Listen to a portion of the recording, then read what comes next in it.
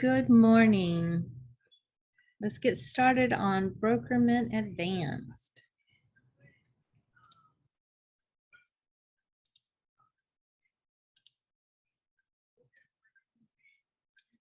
Okay. So the first thing I want to show you is when you create your transaction, after you've named it, if you look below the name, you're going to see a button that says add via email. If you click there, it's going to give you a link. So anytime you want to forward a document to this transaction in Brokermint, you simply paste that information in. You hit copy to clipboard. Then once it's copied in the you're going to submit this as the email address. When you do that, the documents will import under documents unsorted. They will pop into your unsorted. And from there, you can assign them to a checklist. Another tip that Cindy had taught us years ago, if you're working a transaction and you do a lot of business on the fly on your cell phone, add a contact in your phone for that property address with that email address. So anytime you receive a document, you can quickly forward it because that contact's already in your email and it will pull up that link that you've gotten from the add email. So put this as the email address for that contact. So that does help considerably. All right, checklist. Want to kind of quickly go over the checklist. That's one of the things that we're having some little hiccups with of getting the right checklist and adding all the checklists that you're going to need for your transaction. So when you first start working with a buyer, you need to do a buyer consult represented or a buyer consult unrepresented prior to showing them property. So you simply add that one checklist, make sure it's attached to you as the agent, and then hit add. When you go to the buyer consult checklist, if you use the signing packet, it has all of our forms with the firm pre-filled information. So when you pull it up, you're going to see here that it has your buyer broker, your CDIF disclosure, Chapter 7, ABA Susan Walker. We have to disclose this whether the buyer is using Jones, Walker, and Lake for their settlement or not. Escrow agency, cybersecurity, and the lead pamphlet brochure. We don't know if they're going to be buying a property that has lead or not. So the best avenue is to give them this in advance. They only have to sign on the very first page, and then we're covered. So then you're going to hit next. You're going to make sure you have all the appropriate people that need to sign. This is an old one that I was working on here. So if you find that you have a wrong person, you hit the X, select another buyer's agent. So on this one, I'm just going to pick myself. And if I had different ones, we'll do Betty Buyer. I don't have another agent on the transaction, simply delete them. One buyer, I don't need the next one. You don't really need ghost. It's just one field that you can fill in. A signing order, if you want to sign first or you want to sign last. Signing order is great if you have two buyers and one tends to complete everything more quickly than the other. You may want to have that person have completed everything. So I'm gonna move this up here. So I put myself as the first signer. Then you would just simply go in and fill in all the appropriate information that you would need for your agreement. All right, so I'm just going to skip through, pretend that I have signed everything. It's all complete, filled out with all the signature boxes. And then you're going to hit the drop down, send for e-signature. It's going to show who's signing, and you're going to hit send.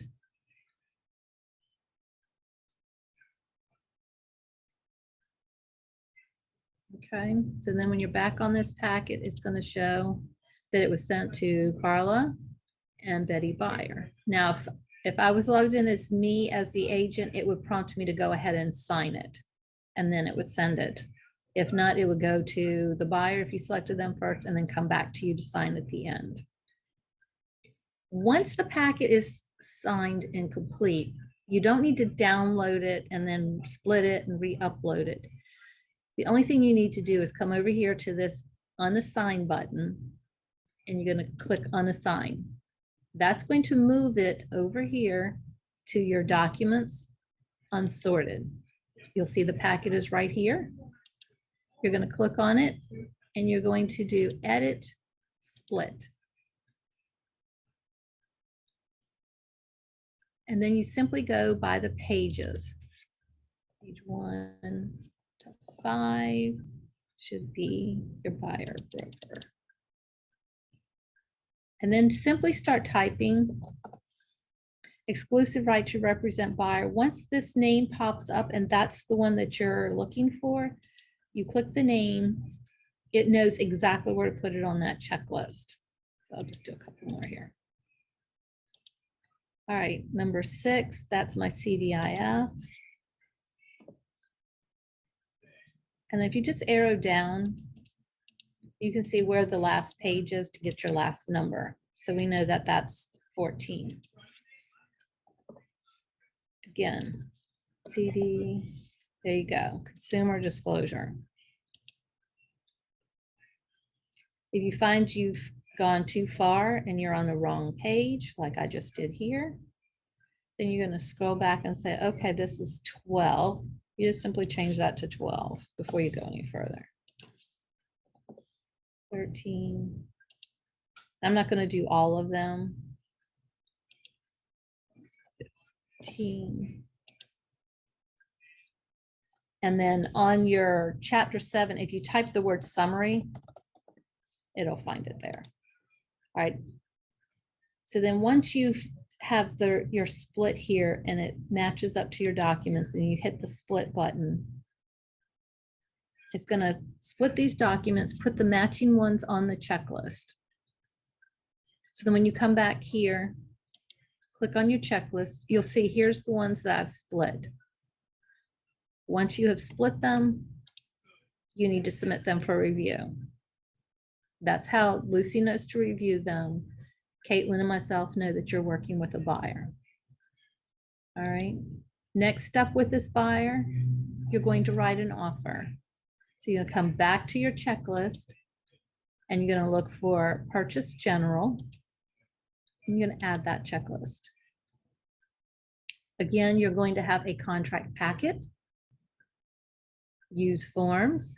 If you do the offer in Instanet, then you simply put it in the unsorted document section in order to split it. You do not need to split an offer.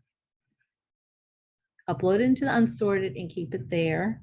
If you do a counter and you have to edit it, you can edit it in unsorted, but the packet does not need to be split and uploaded to the Purchase General checklist until it's a ratified contract.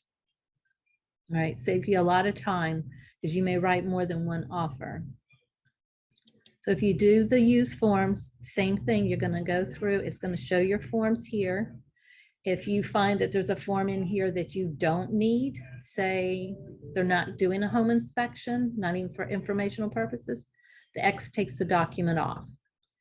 If you need a form that is not in the purchase agreement, maybe they're doing sight unseen or an escalation, here's where you would attach something from your computer. If you already had the document, maybe you already had it filled out in Instanet and you just need to add it to this package and add a signature box. If you need to add a form that's in our library, you have to go to the Keller Williams tab, then go to RAIN, and then here's all the forms. You can search here. Here's sight unseen. So if that's what I want to add, you hit the check, select, here's my list. Once I have all the documents that I want to send for signature, you hit next. Again, you're going to make sure you have the appropriate people. Then you're going to hit next. Prepare your document. Send it for signature.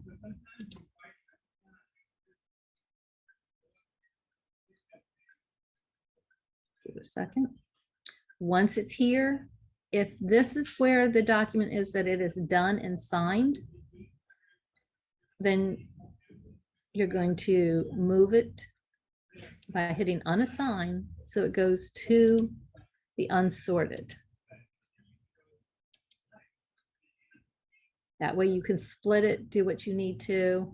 If you're writing more than one offer, you could change the name of this one simply by coming over here to the edit, rename.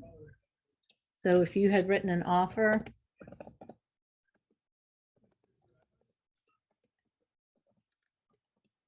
123 Beach Street, rename. Then you would have the different offers that you have written. So when you do split and add all your documents here to submit for review, this area here should be blank. There should not be any forms here. Okay. Like I said, action. If you have documents, it'll say submit for review and give you the number. Okay. The other thing, there's an area here down at the bottom if you're working with a listing. And I'm going to go over that in just a little bit when I do the listing, but I want you to know that there's one more item I want to show you about listings. All right, so now you have your ratified contract. You are going to need to come over here to add for checklists. And the other checklist that you're going to do, depending on the situation of this particular purchase, if they are doing a home inspection, then you're going to need to add PICRA contingencies or due diligences North Carolina. You would add that checklist so that you would have the places to put those documents. Here's where your removal goes. So once that's added, you're going to make sure you turn that in. We need to know when that home inspection contingency is removed, whether it's our listing or someone else's, so that we can track to be sure that the MLS is updated. Here you can upload inspection reports, termite, receipts, anything that you need here. If you have additional receipts or items that you want to put here, you simply go here and add a task. When you add a task, you're going to give it a name. So maybe it's a roof repair receipt. You assign it to yourself, check the box that it requires a document, and then you simply save.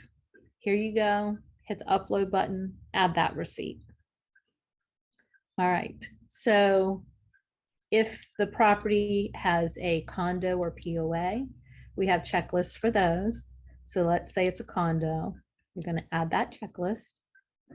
Again, here is where you're going to put a copy of the addendum to the purchase agreement for the condo. If you have the information of the resale packet being ordered, buyer's receipt of resale package. This is the document we need in order to remove that contingency and make that listing pending. Or if you're on the buyer's side, you need to turn it in to us so that we know to check that MLS and make sure that the listing office has removed that contingency within that 3-day period and marked it pending. Once the transaction goes into a contract and it's getting ready to close, there'll be a closing checklist. On that closing checklist, you're going to want to make sure that you add a couple of documents prior to it closing. As you go along, as long as all your documents have been turned in and approved, you would be ready for clear to pay when we receive the commission. Walkthrough is required. If you're representing the buyer, we require that walkthrough. You need to make sure that you have it signed by your buyers and uploaded in this spot here. Lucy asks that you send it to the listing agent and ask for signatures from the seller. Once you upload the document here, just simply put a comment here to Lucy, sent to LA for signatures. She knows with that note that I've sent it to the listing agent asking for signatures. If you have the document here and then you get the one with the additional signatures, you simply go over here and unassign it. I don't have a document, so it won't let me. You would just unassign it and upload a new one. Pre-closing disclosure. If you get the copy of the closing disclosure prior to closing that has all the figures on it that you're going to want to check and make sure it's correct for your buyer, and that the admin fee is on that transaction. If it is a VA and the lender does not allow the transaction fee on there, or admin fee as we call it, then you need to get an email stating that and upload it into this checklist so that Lucy and I know that we won't be getting that admin fee and that you're not going to be charged for it. Again, action, add task, and it can simply be, lender no admin fee, whatever you want to call it. Assign it to yourself, check the box, save. And then we have it here. Is this transaction complete and clear to pay? That is what I have to find out from Lucy. And if I am asking her after I receive the commission, it can delay you getting paid within the 24-hour window that we try to abide to. So once you have the walkthrough, you've put the pre-closing disclosure, if you have it, you want to come over here on the left-hand side to users and contacts, action, send email. You're going to select Lucy. Let me put Lucy on here. She should automatically be on yours. If she's not, you can simply type her name. Then you got to come down here on the right-hand side for use template. On the very first one is agent checking for clear to pay. When you send this email, it sends an email to Lucy, tells her which transaction, and asks her to review your entire file to see if you are clear to pay. She will review your file. You will get an email, but you can also come right here. There will be a note here. Yes, clear to pay. No, and what you're missing or what needs to be corrected. If this is done, when I receive the commission, I'm ready to go, settle, close, and move on and get you your money. Final closing settlement statement. If your commission is being wired, ask them to send you a copy of the final settlement statement and upload it here. Sometimes when we receive wires, I don't receive the settlement statement emailed to me as our wiring instructions ask. So then I'm having to reach out to the settlement company, ask them to email me a copy of the settlement statement so that I can process your commission. So if you can get it and it's already there, great, I can get you paid a lot faster. Once I process your commission, I will upload a DA that will go right here and I will send it to you for signature. If I send you the DA for signature and you sign it, please note, if you're not clear to pay by Lucy, I am not sending out your ACH payment. I do need to process things to keep our books straight. So I will still process it even if it's not cleared to pay, but you will not receive that payment until she clears it.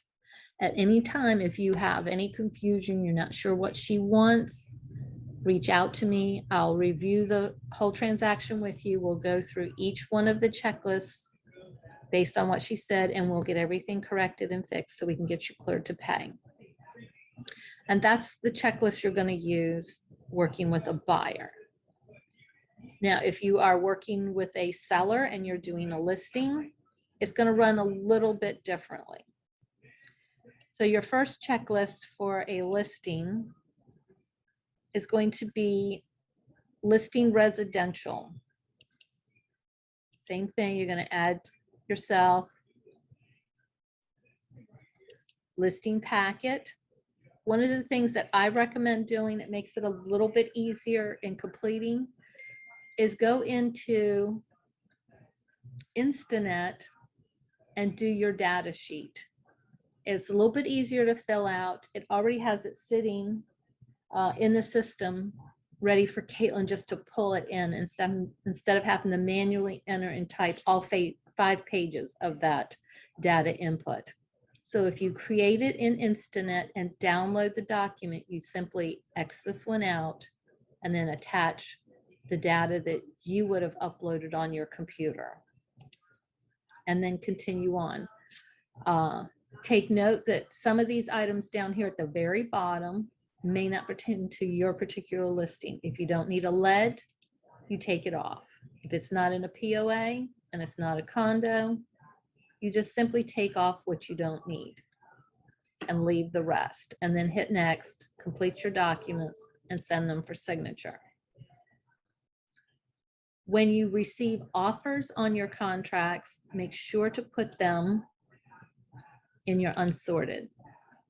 That way you can send them to get signed, make any changes if you're countering, and don't split them and put them on the appropriate contract checklist until it's ratified.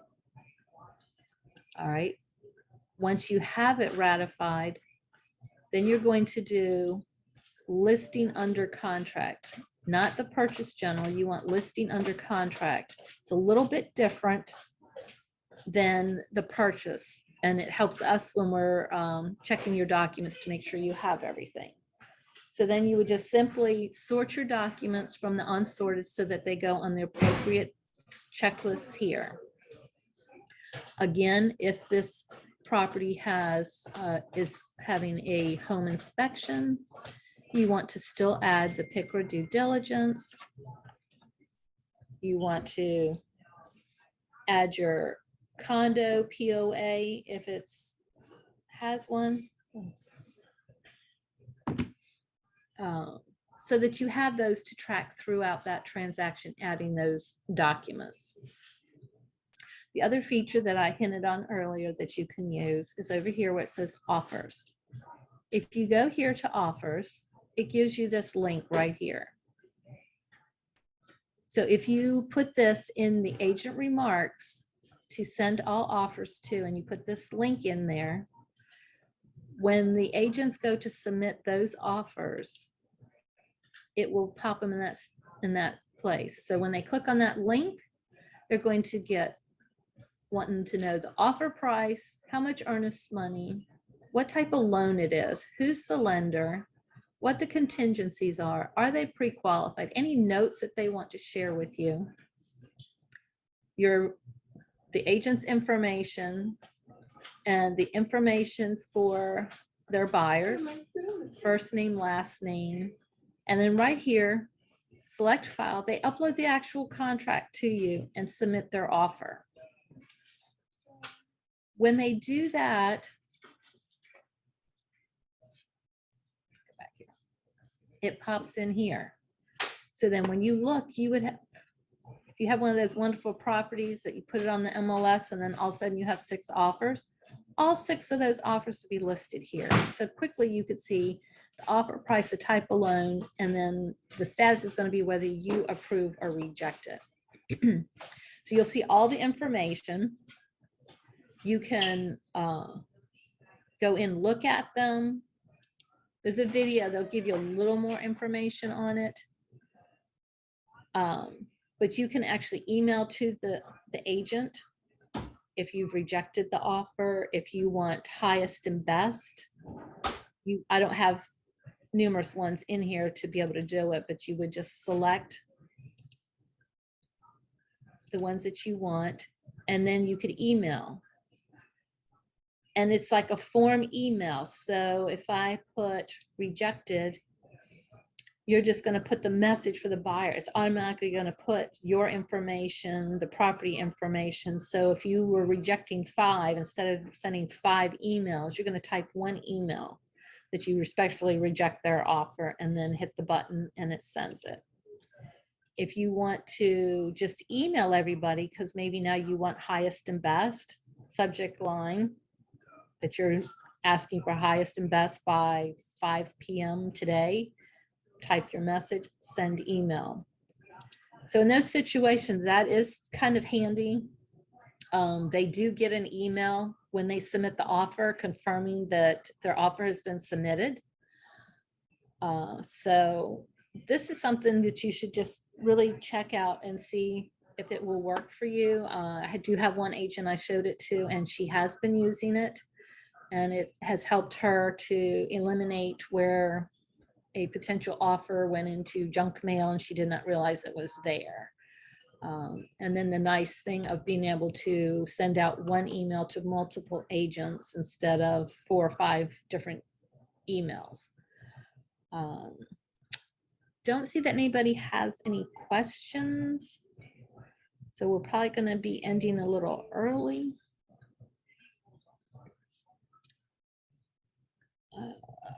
One other checklist that we added for your convenience that I want to share with you. FSBO MLS entry, and we have FSBO seller unrepresented. So if you're doing a for sale by owner transaction, you're going to add the FSBO seller unrepresented. It's going to come up here. These are the documents that we're looking for to be given to that unrepresented seller. You need the authorization to show to make sure that you're getting your commission unrepresented, and they still need the disclosure of the CDIF and the Chapter 7. So you would just simply use the use forms. Then you would add your purchase general and start working, doing the transaction on your buyer's side. If you want this to count in your stats and you want this for sale by owner entered in the MLS for your sales history, you need to add the FSBO MLS entry only task on here. We need a data form. You need to fill out just the required information so that we have the information to put it in the MLS. This has to be done within 30 days of the property closing. So make sure you get this in here and have it ready to go. I would suggest having the data ready. So once it closes, all you have to do is submit this, and we need one photo exterior front in order to put it in. We put it in, it'll be new. We immediately mark it pending and sold. And that does count towards your stats when people pull up in the RAIN MLS. Whether you choose to do this or not, you still will get counted for it towards any awards for Keller Williams or Hampton Roads Realtor Association. But we do recommend that you get those FSBOs in. There's a lot of different programs and things that will look at those type of stats. Okay, I don't have anything else and no questions. So we're just going to wrap this one up earlier today. And as I said, at any time, if you have questions on creating the transaction, what's the proper name for the transaction that I need to do, because you do have different choices of types. So you always want to make sure you're picking the appropriate one. Your status should be listing unless it's under contract. All right. And when you just do a buyer broker, you start working with a listing, please don't make it pending and don't put a closing date in here. It throws it on my reports, and it takes me a while to find out of all the transactions which one it is that I need to edit. All right. And then, like I said, we have all these different checklists. We've created these because there's so many different types of transactions that you do, and our goal is to make it easier for you to have access to the forms grouped in a packet and to split them to be turned in so that we can see them and review them for you. We also have referral checklists, and we have different ones depending on the situation of the referral. If you're working with another agent in our office, that is collaborating, working together in-house. If you receive a referral, it's incoming from another firm. They send you a referral for a buyer or a seller, you need to add this referral checklist to that transaction. That should be one of the first checklists when you receive that referral and start that transaction for that listing or that buyer. I need to know about all referrals prior to entering them in our system. In-house property management, referral to Tomahawk, that is our referral company. So if you're working with one of our referral agents, you would need that checklist. If you have a mentor and you're splitting 50-50 on your first 3 transactions, this referral checklist should be added to your first 3 transactions. OJO, op sitting, referrals going out of the office. You're sending another agent not in our office, a potential seller or buyer. You would use the outgoing referral. On that checklist, I'm going to show you that one. If you come here, you're going to see the outgoing referral form and our Form W-9 tax form. You will need to send this form to that other firm in order for them to send a check to us to pay you your referral. You simply do use forms. It's already there. It's already filled out. It should pop up to be signed by Thomasina and Cindy. Either one can sign them. You simply hit next. You see the form is all filled out, already has a signature box. Drop down, send for e-signature. And then you would have that form currently signed in order to send it. All righty. I think I've covered quite a bit today. So if nobody has any questions, we'll just end it a little early. Thanks and make it a great day.